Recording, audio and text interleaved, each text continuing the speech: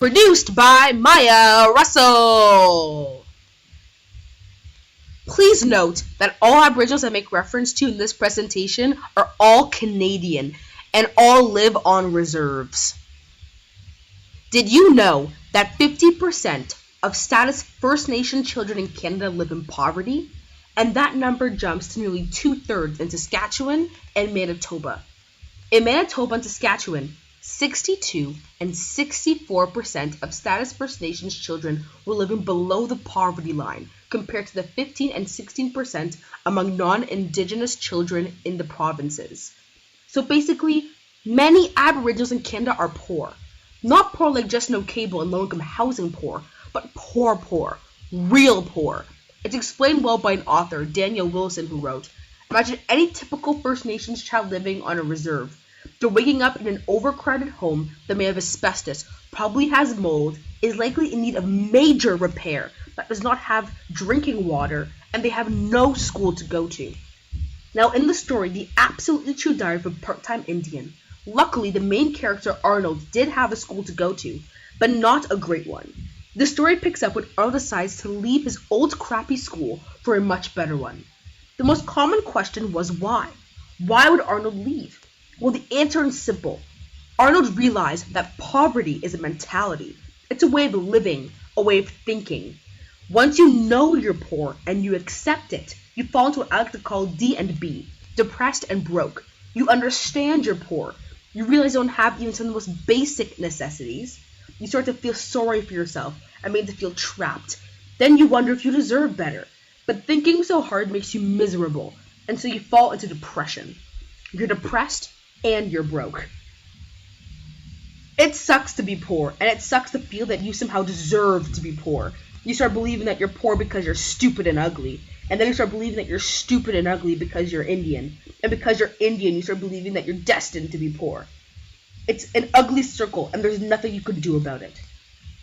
Between 1996 and 2006, the Aboriginal population grew faster than the non-Aboriginal population at 45% and 8% respectively.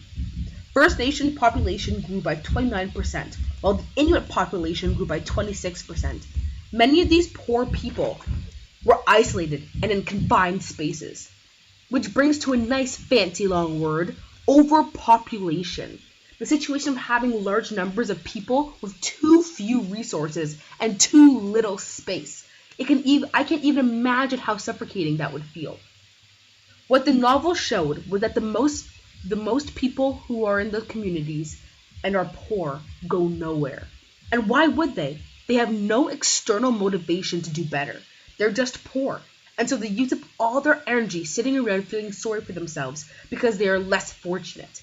They're all mostly too simple-minded and don't ask the right question. Arnold asked a good question. He stood back and looked at his life and asked himself, what can I do to be better?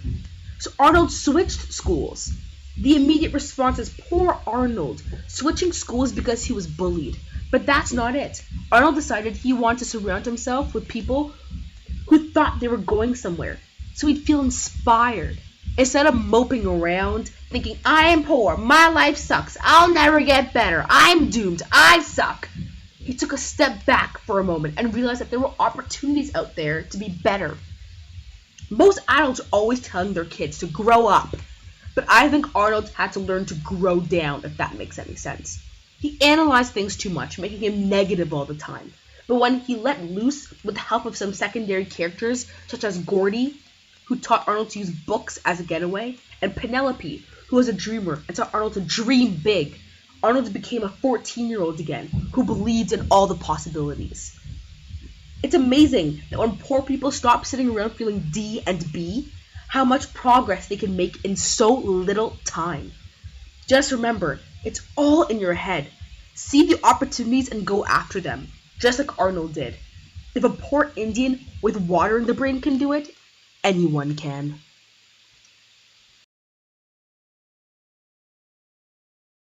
Created using Powtoon.